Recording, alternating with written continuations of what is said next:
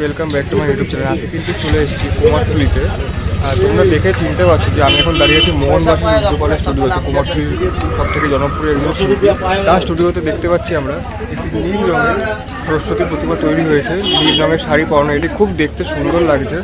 তো আজকে আমরা দেখবো কুমারটুলিতে কীরকম কী পরিস্থিতি, পুজোর কীরকম প্রিপারেশন চলছে। তো ভিডিওটা শেষ অবধি দেখতে পাচ্ছি। কত সুন্দর এখানে দেখতে পাচ্ছি, নীল রঙের শাড়ি পরিয়েছে আর গোল্ডেন কালারের পাড় পরানো হয়েছে মাকে। প্রতিমাটা কিন্তু খুব সুন্দর লাগছে। আমি চেষ্টা করব প্রতিমাটা ফুল কমপ্লিট হওয়ার পরে তোমাদের সকলকে দেখানোর, যাতে করে তোমরা পুরো প্রতিমাটা দেখতে পারো যে কেমন লাগছে তৈরি হওয়ার পরে। মাকে কিন্তু খুব মিষ্টি লাগছে নীল রঙের শাড়ি পরে। এই সাইডেও কিন্তু কয়েকটা প্রতিমা দেখা যাচ্ছে, তবে এই প্রতিমাটা কিন্তু ঠিক দেখে আমার সাদা রঙের, সাধারণত সরস্বতী ঠাকুর আমি সাদা রঙের দেখি, তবে এই ঠাকুরটা হলুদের মধ্যে একটু থিমের মধ্যে মনে হচ্ছে আমার। ঠাকুরটা অত সম্ভবত মনে হয় কোনো থিমের ঠাকুর হবে, নয়তোবা সরস্বতী ঠাকুর কখনো আমি সাদা রঙের ছাড়া দেখি না, হলুদ রঙের। তো ওই সাইডে আরও কয়েকটা ঠাকুর আছে যেগুলো সাদার মধ্যে, দেখো তোমরা।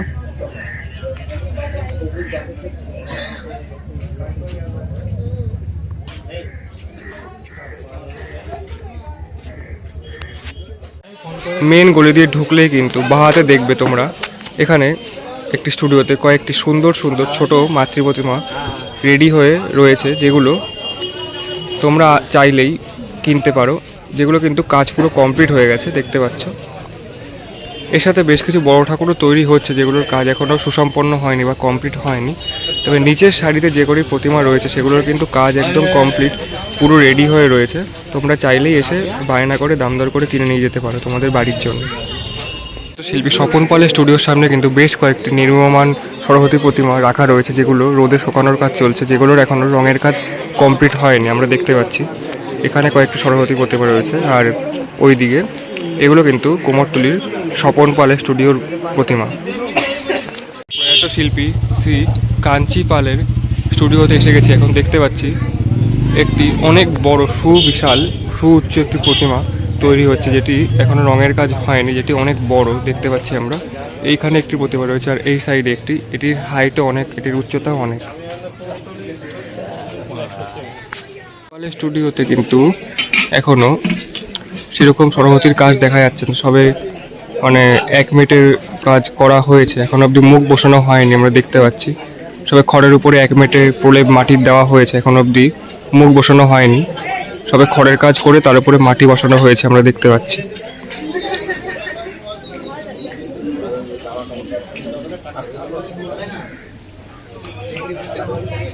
প্রচুর কিউট সরস্বতী তৈরি হচ্ছে, যেগুলো এবছর খুব ভাইরাল, ট্রেন্ডে চলছে। প্রচুর কিউট সরস্বতী ঠাকুর দেখা যাচ্ছে। এটা হচ্ছে দীপঙ্কর দাস স্টুডিও। যারা চেনো না তাদেরকে বলে রাখি, এখানে এই যে নামটা দেওয়া রয়েছে, দীপঙ্কর পালের স্টুডিও।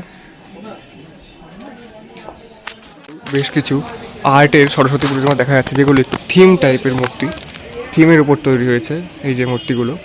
এটা হচ্ছে কুমারটুলির অর্পিতা স্টুডিও, সমীর পালের ঘর, যেখানে কয়েকটি নির্মীয়মান সরস্বতী প্রতিমা আমি আপনাদেরকে দেখাচ্ছি, যেগুলি এখনও রঙের কাজ শুরু হয়নি, তবে আর কিছুদিনের মধ্যে রঙের কাজ শুরু হয়ে যাবে। তারপরে প্রতিমাগুলি দেখতে আরও সুন্দর লাগবে। দেখতে পাচ্ছেন এখনও মাটির কাজ হচ্ছে, এখনও রঙের প্রলেপ পড়েনি। আশা করি আর 1-2 দিনের মধ্যে রঙের কাজ শুরু হয়ে যাবে, কারণ সরস্বতী পুজোর বাকি আর মাত্র 1 সপ্তাহ।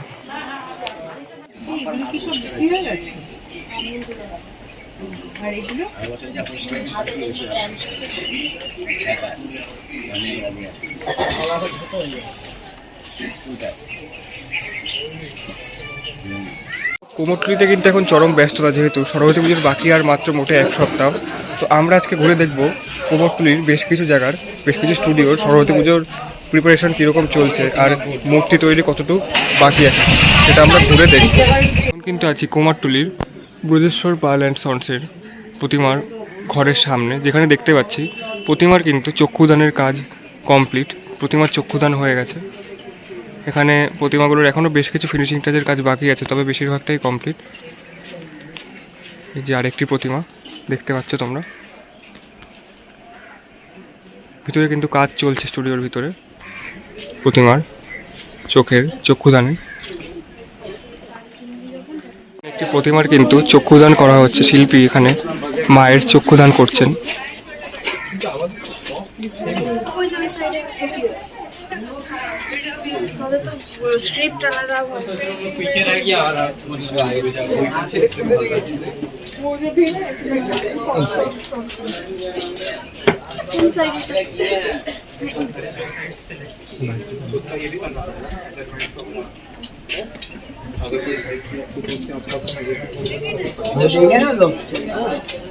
এর মূর্তিগুলো কিন্তু এখনো চক্ষুদানের কাজ সম্পন্ন হয়নি, এগুলিও আশা করি আর দুদিনের মধ্যে চক্ষুদানের কাজ সম্পন্ন হয়ে যাবে।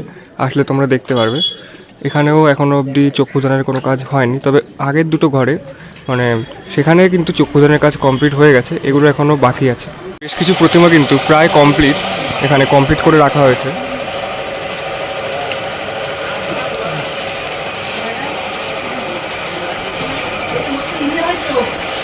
প্রতিমাগুলি সবই অনেক আগের থেকে তৈরি করা অবস্থায় রয়েছে, যেগুলি আপনারা চাইলে পরে এসে বায়না করে কিনতে পারেন বা দাম দর করে এখান থেকে নিয়ে যেতে পারেন।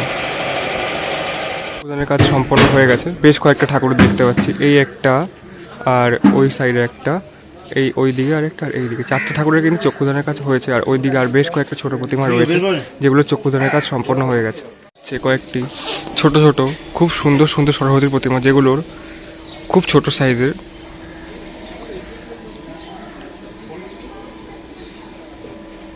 তোমাদের যদি কারো এরকম ছোট প্রতিমা লাগে তাহলে পরে তোমরা এখানের এই যে বোর্ডে নাম্বার দেওয়া আছে সেখানে যোগাযোগ করতে পারো, তাহলে তোমরা এই প্রতিমার দাম কত সেটা জানতে পারবে।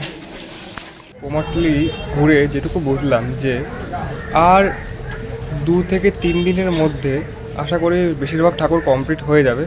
তোমরা যারা কুমারটুলিতে আসতে চাইছো সরস্বতী পুজোর প্রিপারেশন দেখার জন্য বা কোনো ফটোশ্যুটের জন্য বা ভিডিওগ্রাফির জন্য, তারা কিন্তু পুজোর দুদিন আগে বা 3 দিন আগে আসতে পারো, তাহলে কিন্তু বেশিরভাগ ঠাকুর তোমরা কমপ্লিট পেয়ে যাবে আর তোমরা সেইগুলো ক্যাপচার করতে পারবে বা ছবি তুলতে পারবে বা ভিডিও তুলতে পারবে। আমি কুমারটুলির কিছু জিনিসটি ব্যক্তিগত একটি মতামত দিতে চাই। অনেকেই ট্রোল করছে কিউট সরস্বতী করে যে ভালো হচ্ছে না বা কিছু, শিল্পীরা কেন অর্ডার নিচ্ছে। তো এতে করে বলে রাখি এটা শিল্পীদের জীবিকা, তো যেমন গ্রাহকরা বা তাদের কাস্টমাররা অর্ডার দেবে সেরকমভাবেই তাদেরকে মূর্তি তৈরি করতে হবে। এতে শিল্পীদের কোনো রকম দোষ নেই বা তারা ইচ্ছা করে এগুলো করছে না যে মায়ের রূপ নিয়ে খেলা করছে, এরকম অনেকে কমেন্ট করছেন, কিন্তু এটা কিন্তু সম্পূর্ণ আপনাদের ভুল ধারণা। যেহেতু শিল্পীদের কাছে যেরকম অর্ডার আসবে শিল্পীরা সেরকম মূর্তিই তৈরি করবে। তো এখানে আপনারা যদি বলেন যে কিউট সরস্বতী কেন করছে, তো আরে বাবা এটা তো ওদের জীবিকা, এটা করে ওদের সংসার চলে, এটা করে বেশিরভাগ শিল্পীদের পেট চলে। তো তাদের কাছে যেরকম অর্ডার আসবে সেরকমভাবেই তাদেরকে মূর্তি তৈরি করতে হবে। আর এটা নিয়ে আপনারা প্লিজ ট্রোল করা বন্ধ করুন, ঠিক আছে? আমিও জানি যে কিউট সরস্বতীর যে রূপগুলো হচ্ছে সেগুলো খুব একটা ভালো হচ্ছে না, এতে দোষ হচ্ছে ক্লাবগুলোর বা বারোয়ারিগুলো, যারা এই ধরনের মূর্তি তৈরি করার জন্য মানে উদ্দেশ্য করে প্রতিমা অর্ডার করছে বা যারা এই ধরনের প্রতিমাগুলো অর্ডার করছে শিল্পীদের কাছে, এগুলো তাদের ভেবে দেখা উচিত আমার মনে হয়। এটা আমার ব্যক্তিগত মতামত। যে সকল ক্লাব বারোয়ারি যারা এসব কিউট সরস্বতী নিয়ে পড়েছেন তাদের একটু চিন্তাভাবনা করা উচিত যে এই রূপ কি আদৌ মা সরস্বতীর আসল রূপ, যে আপনারা এগুলো নিয়ে ছেলে খেলা শুরু করেছেন, যে যেরকম ইচ্ছে সেরকম একটা শিল্পীর কাছে অর্ডার দিলাম।